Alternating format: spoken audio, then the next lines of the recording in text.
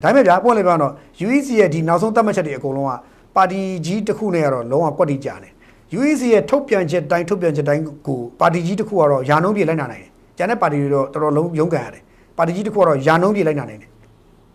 UEC ကြိုက်တာထုတ်ပြန်နော်ကြိုက်တာထုတ်ပြန်လိုက်ထုတ်ပြန်ချက်အကုန်လုံးအဲ့ပါတီကြီးတစ်ခုကတော့အပိုင်ကိုသူကယာနှုံးပြေလိုက်နိုင်တယ်ယာနှုံးပြေလိုက်နိုင်တယ်သူတို့ပဲစီကန်းသေးဝပြတ်ဝကောင်းမွန်လွန်နေတာလားဒါမှမဟုတ်ဘာလားပေါ့နော်အဲ့လိုတော့ကျွန်တော်တို့ပါတီလေခင်ဗျ80လောက်ထပ်တယ်ဗျာ80လောက်ထပ်တော့အဲ့80လောက်ကိုကျွန်တော်တို့ကခေါ်မေးရတယ်ခေါ်မေးတော့မင်းထိုပါတီမှာလည်းပါတယ်ဒီပါတီမှာလည်းပါတယ်မင်းပါတီဝင်မှာလည်းအမှန်တိုင်းပြောဟာမဟုတ်ပါဘူးကျွန်တော်မသိလိုက်ဘူးအုပ်ကြီးကပေးလိုက်တာဒီနာမည်ပတ်ပုံလေးနံပါတ်ရောမိသားစုနာမည်ရောကျွန်တော်တို့စီရဗျာတိုင်းကော်မတီဝင်တောင်မှခင်ဗျတခြားပါတီတွေမှာပါနေတိုင်းကော်မတီဝင်ကျွန်တော်ခေါ်မေးတယ်ဟေ့အောင်မင်းဘယ်လိုတော့ဟာကျွန်တော်မသိဘူးတဲ့အဲ့ဒါအဲ့တော့ကျွန်တော်တို့ကဒါဒီကျွန်တော်လူဖြစ်ပါတယ်ကျွန်တော်ပြောတယ်တချို့ကလည်းမိသားစုလိုက်ကိုပြီးသုံးလုံးတွေဝင်သွားရှိတယ်ဦးစိုးမောင်ပါတီဝင်သွားရှိတယ်အဲ့ဒါကြတော့ဟေ့အောင်မင်းဟုတ်လားဟုတ်တယ်ဆိုကျွန်တော်ပါတီကထုတ်ပြလိုက်ပြီပါတီကနှုတ်ထုတ်ခွင့်ပေးလိုက်ပြီကျွန်တော်စာပေးရတယ်ကျွန်တော်ရဲ့ channel လေးမှာနေ့စဉ်သတင်းထူးများကိုစူးစီးဖော်ပြပေးနေတာဖြစ်လို့ကျွန်တော်ရဲ့ channel လေးကို like and subscribe လုပ်ခဲ့ဖို့မမေ့ကြပါနဲ့ခင်ဗျာအားလုံးကိုကျေးဇူးတင်ပါတယ်မနေ့ညအချိန်ညာချက်ပေါ့နော် NDF ပါတီအပါဝင်ပါတီ၄ခုပေါ့နော်ပါတီ၄ခုပယ်ဖျက်ခံလိုက်ရတဲ့ကိစ္စဒါနဲ့ပတ်သက်ပြီးတော့ကျွန်တော်ပြောရမှာဖြစ်ပါတယ်အဲ့တော့ပယ်ဖျက်ခံရတဲ့ပါတီ၄ခုအကြောင်းကလည်းမနေ့ညကကျွန်တော်ရဲ့ရုပ်သံမှာအကြမ်းမြင်ပြောထားပြီးဖြစ်တယ်တော်တော်များလဲတီးပြီးလောက်ပြီးလို့ယူဆတယ်သို့တော်လဲတော့ပြန်နှွေးပါဆိုရင်တော့တစ်ခေါက်ပြန်နှွေးပေးရမှာပေါ့နော်ဆိုတော့ပယ်ဖျက်ခံရတဲ့ပါတီ၄ခုကတစ်ချက်ဘယ်သူလဲဆိုတော့ National Democratic Force Party NDF ပါတီဒီပါတီကထိန်ဆုံးပါတယ်သူကဘာလဲဆိုပုံမှန်9ပုံဟာခွဲစပါတတ်မှတ်ပါတီဝင်ဥယျာဉ်မပြည့်မီလို့တဲ့ဆိုပြီးတော့ NDF ပါတီကိုဒါပယ်ဖျက်လိုက်တယ်ပေါ့နော်အဲ့လိုပဲနောက်တစ်ခါပုံမှန်9ပုံမှန်ခွဲဇာခွဲပါတီရုံးခန်းများတတ်မှတ်အရေးအတွက်မပြည့်မီတဲ့ပါတီများဆိုပြီးတော့3ခုအမျိုးသားနိုင်ငံရေး Democratic Party Democratic Party of National Politics Politics ဆိုတော့ DNP အဲ့ဒါကတော့ဦးသိန်းစိန်ဆိုတဲ့တက်ကသမ္မတရုံးဝန်ကြီးအောင်ဦးစိုးမောင်ရဲ့ပါတီလို့သိရပါတယ်နောက်တစ်ခုကတော့အမျိုးသမီးပါတီမွန်ဆိုတာမိတန်းရှင်လို့ခေါ်တဲ့အမျိုးသမီးတယောက်ရဲ့ပါတီပါမွန်တိုင်းသူမိတန်းရှင်ရဲ့ပါတီပါနောက်ပြည်တော်စုလယ်သမားအလုပ်သမားအင်အားစုပါတီအဲ့ဒီဟာကတော့ကျွန်တော်ဘယ်သူဆိုတော့သိချာမသိသေးဘူးသို့တော့ထားပါတော့အဲ့ပါတီစုစုအဲ့ပါတီ၄ခုကတော့ဒါပယ်ဖျက်ခံလိုက်ရပါပြီပယ်ဖျက်ခံရင်အကြောင်းရခုနရှင်းပြရနော် NDF ပါတီကတော့ပါတီဝင်ဥယျာဉ်မပြည့်လို့ဟိုသုံးခုကတော့ရုံးခန်းမပြည့်လို့ဒီလိုတွေ့ရတယ်ဆိုတော့ပြန်တွေးကြည့်ရပေါ့နော်ပြည်တော်စုလယ်သမားအလုပ်သမားပါအင်အားစုပါတီဆိုတဲ့ပါတီကလူပြည့်တယ်ပေါ့အဲ့ဒါဆိုရင်ရုံးခန်းကျတော့မပြည့်ဘူးပေါ့အဲ့လိုမျိုးလားပေါ့နောက်တစ်ခုကမိသားရှင်ရဲ့မွန်မျိုးသမီးပါတီရောလူပြည့်တယ်ရုံးခန်းမပြည့်ဘူးပေါ့အဲ့လိုမျိုးလားပေါ့အဲ့တော့လူလို့သူကရုံးခန်းလို့ပြောထားတာဟုတ်ဟိုနောက်ကဦးစိုးမောင်ရဲ့ပါတီကကြတော့အဲ့လိုပဲလူပြည့်တယ်ပါတီဝင်အင်အားတော့ပြည့်တယ်ရုံးခန်းမပြည့်ဘူးအဲ့လိုမျိုးလားပေါ့ကျွန်တော်တို့တော်တော်လေးဒီအောင်ကြည့်ပြီးတော့တွေးစရာကြီးဖြစ်လာတယ်ပေါ့နော်ဖြစ်လာပြီးတော့ဒီရွေးကောက်ပွဲနဲ့ပတ်သက်ပြီးတော့ကျွန်တော်ရဲ့တွေးစရာတွေးခေါ်တွေအစ်တွေထပ်ထွက်လာတယ်ဒါပေမဲ့ကျွန်တော်တို့ကဒီအချိန်မှာနိုင်ငံရွေးကောက်ပွဲနဲ့ပတ်သက်ရင်နှောက်ယှက်လို့ရှိရင်တည့်ရတိုင်းပဲ9နှစ်နော်မမဟုတ်ဘဲနဲ့9နှစ်ထောင်ကျသွားမှာအဲ့တော့နေထိုင်နဲ့ကိုပါကြားတဲ့မီဒီယာသမားလည်းမထားဘူးကွာထောင်ထဲထည့်လိုက်တယ်အေးပါတယ်ဆိုမှထောင်ထဲရောက်နေမှာဆိုလို့နော်တည့်ရတိုင်းပဲထောင်ထဲရောက်တော့မှကျွန်တော်ဒီမှာရှေ့မှာလောက်ရမယ်လို့ဒီနိုင်ငံရွေးကောက်ပွဲနဲ့နှီးကမှတကယ်နင်လားငါလားလောက်ရမယ်လို့ဒီမလောက်လိုက်ရဖြစ်မှာဆိုလို့ခဏလေးသီးခံလိုက်ဦးမယ်မဝေဖန်သေးဘူးနော်ဒါပါတော့အဲ့တော့ तू က NDF ပါတီကတော့ သူ့ရဲ့ဟွာနဲ့ပတ်သက်ပြီး तू ထုတ်ပြန်ချက်ထုတ်တယ်အဲ့ဒါဘာလဲဆိုတော့ဒီသူတို့ရွေးကောက်ပွဲကိုအတွက် NDF ပါတီရတဲ့နိုင်ငံရေးပါတီမှတ်ပုံတင်ကြီးဥပဒေနဲ့အညီပြန်လည်မှတ်ပုံတင်ပြီးတော့တဲ့ပါတီရုံးခန်းပြည့်မီရေးပါတီအင်အားရရှိရေးအတွက်နိုင်ငံရေးအဖွဲ့ကြတဲ့ကြားကကြိုးစားခဲ့တယ်တဲ့ UEC ရဲ့တတ်မှတ်ရဖြစ်တဲ့စက်တင်ဘာ9ရက်နေ့အမီတဲ့ပါတီဝင်ဦးရေ88,820 ဦးတင်သွင်းခဲ့တယ်မြို့နယ်ရုံးခန်းကတော့118ရုံးပေးဖို့တင်ပြခဲ့ပါတယ်တဲ့သို့တော်လည်းတဲ့နော်ရွေးကောက်ပွဲကော်မရှင်ကြီးညာချက်အရပါတီဝင်ဦးရေမပြည့်မီတဲ့အတွက် NDF ပါတီကိုဖျက်သိမ်းကြီးညာခံရပါတယ်တဲ့ဒီတို့ဒါတို့ကြောင့်မလို့ NDF ပါတီအနေနဲ့ခမပါတီအနေနဲ့2025ရွေးကောက်ပွဲအခင်းကျင်းမှာဆက်လက်ပါဝင်ရအခွင့်ဆုံးရှုံးခဲ့ရတဲ့အပေါ်မဲဆန္ဒရှင်ပြည်သူလူကိုအနှုတ်ညွတ်တောင်းပန်ပါတယ်တဲ့နော် UEC ကိုသူပြစ်တင်မထားဘူးနော်အဲ့တော့အခွင့်အရေးရှိခဲ့ပါကတဲ့ယခုရွေးကောက်ပွဲမှာဆက်လက်ပါဝင်ခွင့်ရရှိရန်ကြိုးပမ်းလျက်ရှိပါတယ်တဲ့မိမိတို့အနေနဲ့နိုင်ငံနီလန်းအားမမိတ်မဲ့သုံးဆက်လက်ကိုင်ဆွဲဆောင်တော့မှာဖြစ်ပြီးတော့ဘာညာတိုင်းပြည်အပြင်ကူပြောင်းမှာတော့သူတက်ဆောင်းတော့ကိုစောညံတဲ့ပါဝင်ဆောင်ရွက်ပေးသွားမယ်ပေါ့ဗျာနော်25ထူရွေးကောက်ပွဲအခင်းကျင်းမှာလည်းမြို့သားဒီမိုကရေစီအင်အားစုပါတီရဲ့ပါတီဝင်တွေအနေနဲ့တဲ့ကိုယ့်ကိုတူးချင်းပဲဖြစ်စေတဲ့နိုင်ငံသားအခွင့်အရေးအရာတော်၎င်းဒီမိုကရေစီအခွင့်အရေးတော်၎င်းတတိပုဂ္ဂလတူးချင်းဖြစ်စေနိုင်ငံရေးယုံကြည်ချက်တူညီတဲ့နိုင်ငံရေးပါတီများမှဖြစ်စေဝင်ရောက်ရှင်ပြိုင်နိုင်ပါတယ်ခွင့်ပြုပါတယ်ဆိုတော့ဘယ်လိုကြေညာတယ်ဆိုတော့ NDF ကသူ့ပါတီဖြတ်သိမ်းခံရခြင်းနဲ့ပတ်သက်လို့ UEC ကိုသူအပြစ်တင်ထားခြင်းတစ်စုံတစ်ခုမှမတွေ့ရဘူးလုံးဝအပြစ်မတင်ဘူး UEC ကိုသူလုံးဝအပြစ်တင်မထားဘူးသူ့အထက်မှချင်းမှာလုံးဝအပြစ်တင်မထားဘူးဒါပေမဲ့ तू ပြောတဲ့အထက်မှာတစ်ခုပါတာကပါတီဝင်အင်အားစည်းရင်းကို88,820 तू တင်သွင်းခဲ့ပါတယ်တဲ့ဆိုတော့9000မပြည့်ပါဘူးလို့ပြောရင်ဒီ88,000ကျော်တဲ့က38,000ထက်38,820တီတီက38,820နဲ့တယောက်တီတီပေါ့နော်9000ပြည့်ဖို့အတွက်49,999ယောက်ပဲရှိတယ်ဆိုပါစို့ပေါ့နော်တယောက်လိုတဲ့ဆိုပါစို့နမူနာ9000ဘလို့မပြည့်တာလဲတော့ UEC ကိုမေးမှာပဲကျွန်တော်သိမယ်ကျွန်တော်မသိဘူးဒါပေမဲ့ UEC ကတော့သူပြောတာ9000မပြည့်ဘူးလို့ပြောပါတယ်နော်ခင်ဗျားတို့ပြည်သူလူထုစဉ်းစားနိုင်အောင်ပြောပြတာပါ UEC ကပြောတာ NDF ပါတီဒီ9000မပြည့်ဘူးပါတီဝင်9000မပြည့်လို့ပဲဖြစ်တယ်လို့ UEC ကကြီးညာထားတယ်ဒါပေမဲ့9000ကိုဘယ်နှစ်ယောက်မပြည့်တာလဲတစ်ယောက်လိုတာလားနှစ်ယောက်လိုလား10ယောက်လိုလား1000လိုတာလား3000လိုတာလား9000ပြည့်ဖို့တဲ့1000လိုတာလားဘယ်လောက်လိုတာလဲဆိုတော့ UEC ကမထုတ်ပြန်ထားဘူးရှင်းလင်းချက်မထုတ်ပြန်ဘူးโอเคနော်တစ်ချက်အဲ့တော့အဲ့ဒီအချိန်မှာ NDF ပါတီကထုတ်ပြန်တာက88,820လို့သူတင်သွင်းခဲ့တယ်လို့ပြောတယ်အဲ့တော့88,820ဆိုရင်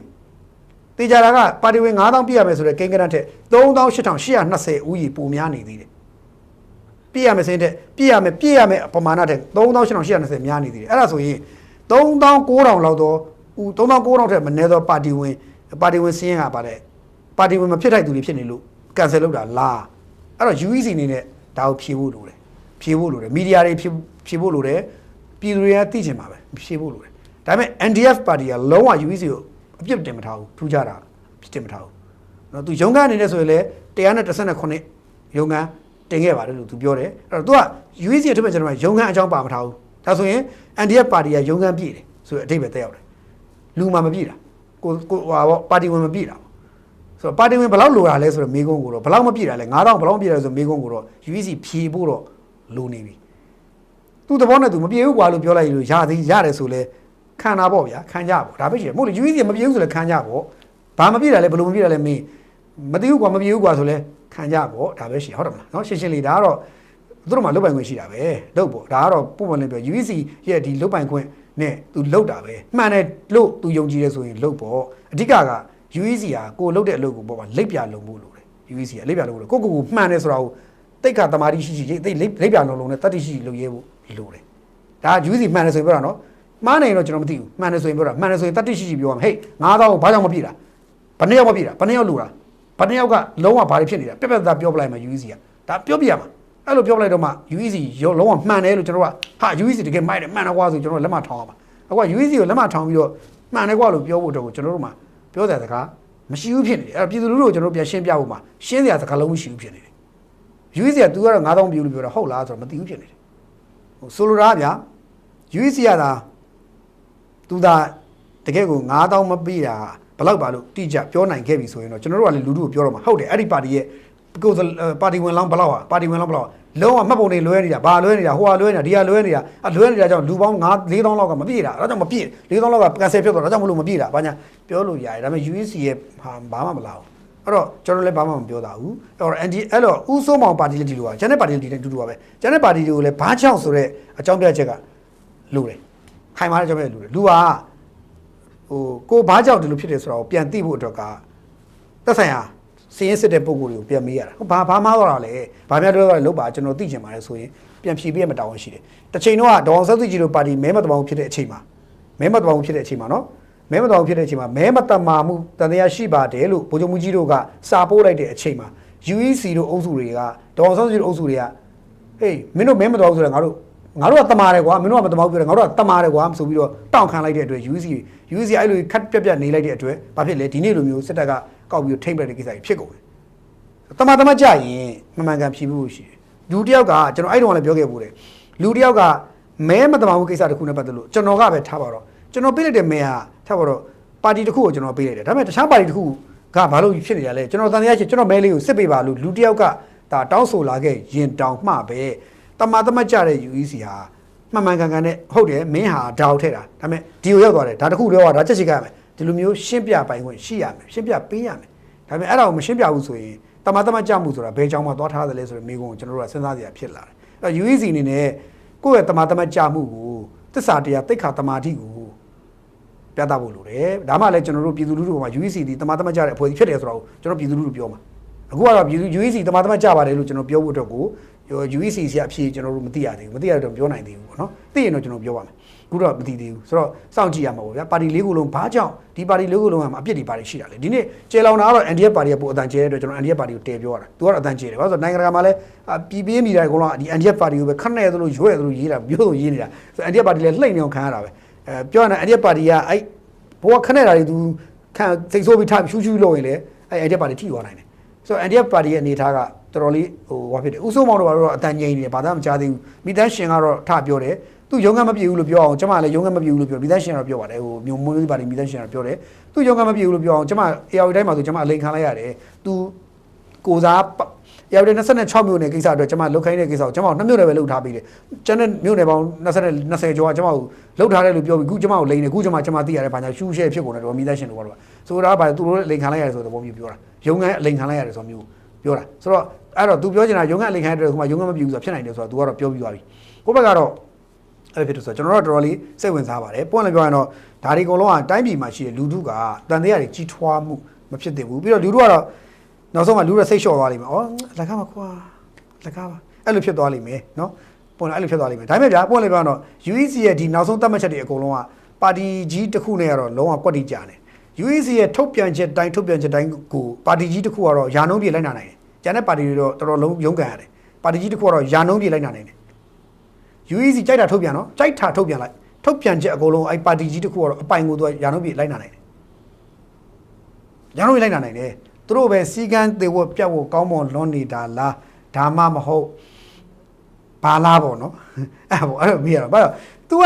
UEC ကြိုက်တာထုတ်အကုန်လုံးသူတို့မှရှိပြီးသားအကုန်လုံးသူတို့ကအကုန်လုံးထားပြီးသားဆိုတော့ဘာပြောအားကြပါတယ်အားလည်းအားကြပါတယ်ဘာပြောဟိုဒီလိုမျိုးဖြစ်ဖို့အတွက်ကျန်တဲ့ပါတီတွေလည်းအားယူအောင်ပေါ့ဗျာအားယူအောင်ပေါ့ဆိုတော့အားကြပါတယ်ဘာပြောဒါအားကြစရာရွယ်လေနော်သူကကြိုက်တာထုတ် UEC ကစာဝဲစစ်မဲ့ UEC ကြိုက်တာထုတ်ငါတို့အကုန်ရှိပြီးသား UEC မထုတ်ခင်တည်းကငါတို့ရှိပြီးသား UEC စာထုတ်တော့မထုတ်တယ်ငါတို့ရှိပြီးသားတော်ဒီလို UEC ကတော့စာထွက်စရာမလိုငါတို့ရှိနေပြီးသားဒီလိုတောင်ထိတောင်သူတို့ကပြောလို့ရတဲ့အထိအဲ့ဒီပါတီကြီးကတော့တော်တော်လေးကိုဒါမှဖြစ်တယ်ကျွန်တော်ပြန်တွေးကြည့်တော့အော်လို့အဲ့ဒီပါတီကြီးပဲကြည့်ရတိုက်ပီတာဝန်ပခုံးပြောင်းထမ်းဆောင်မလားတော့မသိဘူးလို့အခုခင်းချင်းကကျွန်တော်ကြည့်နေဟောသူတို့ပဲဖြစ်မယ်ထင်ပါတယ်လို့ပဲကျွန်တော်တွေးနေမိတယ်တွေးနေမိတာပါဟိုမဆွဆွဲရဘူးဘာလို့ဆိုတော့နေတိုင်းဆွဆွဲပါတယ်ဖြစ်မယ်ကြော်မျိုးမင်းကကြော်နုကဆွဆွဲပါတယ်လို့ကြော်ရင်ကဆွဆွဲပါတယ်လုံနေမှာဆိုလို့မဆွဆွဲပါဘူးဟိုမြင်နေရတာပြောတာပါเนาะကျွန်တော်မြင်မိရတော့အဲ့လိုပဲမြင်မိတယ်မြင်တာတော့ပြောလို့ရတာမဟုတ်လားဥပဒေရเนาะမြင်မိတာလည်းမြင်မိတယ်အဲ့တော့ပခုံးပြောင်းတာဝင်အဲ့ဒီပါတီပဲယူမယ်ထင်ပါတယ်ကြည့်ရတော့เนาะကြည့်ရတော့ तू ကတော့ရှိသမျှ UEC ထွက်တဲ့စာဟို UEC ရဲ့တတ်မှတ်တဲ့စီကံစီမင်းတွေအကုန်လုံးအစားမသိရင် UEC ထက် तू ကပိုတော်ဖြစ်နေသလိုလိုက်နာနိုင်နေသလိုဖြစ်နေတယ်။ तू တွေ့ရတယ်နော်ဆိုတော့ခါကျစိတ်ဝင်စားဖို့တော့ကောင်းတယ်ဒီနိုင်ငံရေးရဲ့ဒီနိုင်ငံရေးစိတ်ဝင်စားဖို့ကောင်းတယ်ပြီးတော့ဒီနိုင်ငံရေးကိုလှုပ်ရှားမယ်လုပ်မယ်ဆိုရင်တော်တော်သတိကြီးလောက်အောင်ပါဆိုတော့ तू တွေ့ရတယ်အဲ့တော့နိုင်ငံရေးပါတီဖြတ်သိမ်းခံရတာဘာကြောင့်ဖြတ်သိမ်းခံလဲဆိုတော့လူတွေထက်လာဗျာလူထက်တာဗျာဥပမာကျွန်တော်တို့ပါတီမှာလည်းပါတယ်ဟိုဘက်ပါတီမှာလည်းပါတယ်အဲ့လိုမျိုးပဲနာမည်တစ်ခုရပြီဆိုတာလည်းသူတို့ကထည့်တာနာမည်တစ်ခုရပြီဆိုထည့်ပြီးတော့မှ UEC သွားတင်လာဗျာအဲ့လိုလို့တော့ကျွန်တော်တို့ပါတီလေခင်ဗျာ80လောက်ထက်တယ်ဗျာ80လောက်ထက်တော့အဲ့80လောက်ကိုကျွန်တော်တို့ကခေါ်မေးရတယ်ခေါ်မေးတော့မင်းဟိုပါတီမှာလည်းပါတယ်ဒီပါတီမှာလည်းပါတယ်မင်းဘယ်ပါတီဝင်မှာလဲအမှန်တိုင်းပြောဟာမဟုတ်ပါဘူးကျွန်တော်မသိလိုက်ဘူးအုပ်ကြီးကပေးလိုက်တာဒီနာမည်ပတ်ပုံလေးနံပါတ်ရောမိသားစုနာမည်ရောကျွန်တော်တို့စီရဗျာတိုင်းကော်မတီဝင်တောင်မှခင်ဗျာတခြားပါတီထဲမှာပါနေတိုင်းကော်မတီဝင်ကျွန်တော်ခေါ်မေးတယ်ဟဲ့အောင်မင်းဘယ်လိုတော့ဟာကျွန်တော်မသိဘူးတဲ့အဲ့ဒါအဲ့တော့ကျွန်တော်တို့ကဒါဒီကျွန်တော်လူဖြစ်ပါတယ်ကျွန်တော်ပြောတယ်တချို့ကလည်းမိသားစုလိုက်ကိုပြီး3လုံးတွေဝင်သွားရှိတယ်ဥစိုးမောင်ပါတီဝင်သွားရှိတယ်အဲ့ဒါကြတော့ဟဲ့အောင်မင်းဟုတ်လားဟုတ်တယ်ဆိုကျွန်တော်ပါတီကထုတ်ပြလိုက်ပြီပါတီကနှုတ်ထုတ်ခွင့်ပေးလိုက်ပြီကျွန်တော်စာပေးရတယ်စာပေးလိုက်တော့ तू ကဟိုဘက်ပါတီမှာအတီဖြစ်တယ်အဲ့ဒီအတီဖြစ်တဲ့ဟာတွေကို UEC ကစစ်တာတချို့ကျွန်တော်တို့ပါတီတွင်းမှာတောင်မှနော်နှစ်ခါပါနေတဲ့လူရှိတယ်ဒါပေမဲ့ကျွန်တော်ကကံကောင်းတာပါလို့ဆိုတော့ပါတီဝင်အင်အားများတယ်ကျွန်တော်စပြီး UEC တင်တာ3,000,000တင်ထားတယ်3,000,000တင်ထားတာမှာ9,000ပဲဖြတ်ချလိုက်တဲ့ချက်ပါကျွန်တော်တို့မှာ error ဖြစ်ရင်လေကျွန်တော်တို့က referee ကပြန်ပြီးတော့ဖြည့်လို့လွယ်တဲ့အတွက်ကြောင့်ကျွန်တော်တို့ကပြည်အဲ့ဟို9,000ဆိုရင်9,000ကွက်တိ6,000လောက်တင်လိုက်တဲ့ပါတီတွေဘာတွေ9,000 10,000အဲ့မှာ तू က error က3,000လောက်တက်လာတဲ့ခါကျတော့short တွေဖြစ်သွားအဲ့ဒါကဘယ်သူမပြုတ်မိမှုပဲကိုခင်ဗျား စည်ရင်ရိုက်ပြီးတင်ကြတဲ့ဒါဘယ်ပါတီကလူတဲ့ဟို UC ရောက်သွားတော့ UC က तू ကစစ်ချရတာလေဆော်ဝဲနဲ့စစ်ချရတော့မပုံနဲ့နာမည်လဲတူတယ်အဖေနာမည်လဲတူတယ်ဟိုပါတီလဲပါလေဒီပါတီလဲဘယ်ကလဲအတီးပြုတ်ဆိုပြီးကျွန်တော်တို့လှမ်းပို့တယ်ဒါကျွန်တော်တို့ပါတီလဲပါတယ်ပါတော့ကျွန်တော်တို့ကရှင်းထုတ်လိုက်အချိန်မီရှင်းထုတ်တယ်အရေးကြီးတာပါတီတစ်ခုထောင်တယ်ဆိုအဲ့ပါတီက staff တွေကလည်းအလုပ်လုပ်ရမယ်အခုက staff တွေအလုံးမလုပ်ဘူးဟာငါတို့ကပြည့်ရသားနဲ့ဟာတမင်တက် UEC ကဒါနိုင်ငံရေးလက်ကွက်ပဲဗျာလာပြောနေဘာမဟုတ်ကိုညံ့တယ်လို့ပြောကိုအတော့မကြကို staff တွေလိုအပ်တယ်ကျွန်တော်တို့ကတေချာစစ်တယ်အပလေးရက်20လောက်ရှိပြီညမအေးရတာဒါတိတိလုပ်နေရတာမှန်ကန်ရဖို့အတွက်ဒါအရေးကြီးတယ်ဗျအရေးကြီးတယ်ဗျအဲ့ဒါလေးလာပြောတာလေးစားပါကျွန်တော်ရဲ့ channel လေးမှာနေ့စဉ်သတင်းထူးများကိုစူးစီးဖော်ပြပေးနေတာဖြစ်လို့ကျွန်တော်ရဲ့ channel လေးကို like and subscribe လုပ်ခဲ့ဖို့မမေ့ကြပါနဲ့ခင်ဗျာအားလုံးကိုကျေးဇူးတင်ပါတယ်